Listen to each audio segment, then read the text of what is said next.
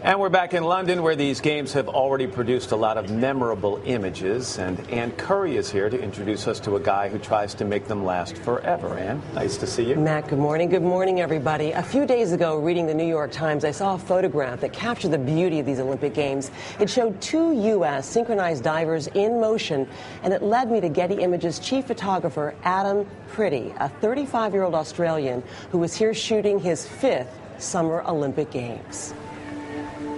As a sports photographer, the Olympics is probably the premier event you can photograph. It's almost like a compressed version of, I think, human life. Just the emotions you go through as a photographer and just seeing the emotions.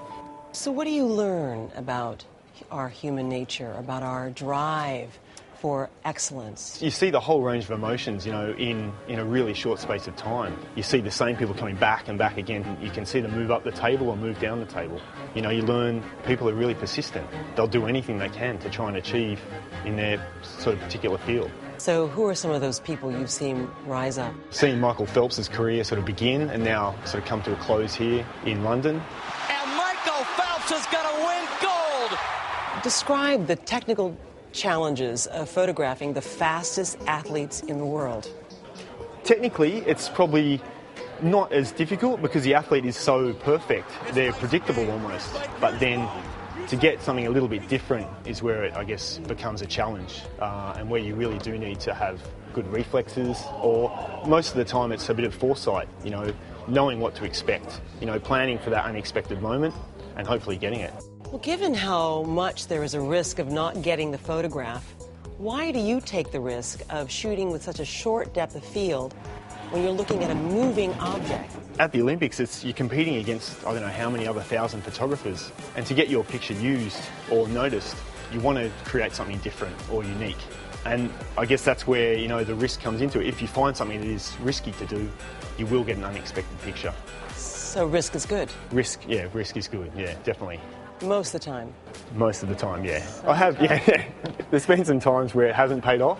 You seem to take a lot of pictures of water, and you have to get in the water. Yes. I didn't want to try and look for that easy option. And from Australia, living down by the beach, I love the water, I grew up in the water. And I think water, light and athletic bodies is, photographic sort of nirvana. And then this one, what is going on here? You really see the impact on the guy's face, the amount of force that he hits the water with. You seem to find images that are quiet, simple. How do you do that? The first thing I look at is what background am I going to shoot? And it's almost like building a picture rather than taking a picture. So I'll go in, I'll look at a background and try and find the best possible situation with that background. Then I'll look at the lighting. Then, probably the last thing I think about is where the athlete will be. How grueling are these hours? Look at these eyes. Well, they look pretty good to me. I'm but what do you 21 mean? years old.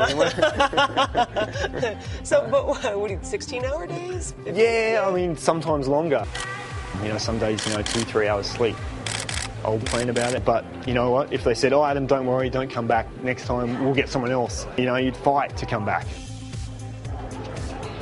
Our conversation with Getty chief photographer Adam Pretty, who says what we see in these frozen moments of impact and drama is what's great about still pictures even today now. So you're pretty good with the camera. Did you pick up anything? No. Well, I think that I didn't take any pictures, but I learned some lessons from him, especially in the idea of layering, using the background first now. It's pretty cool. Ann, thanks. Good to see you.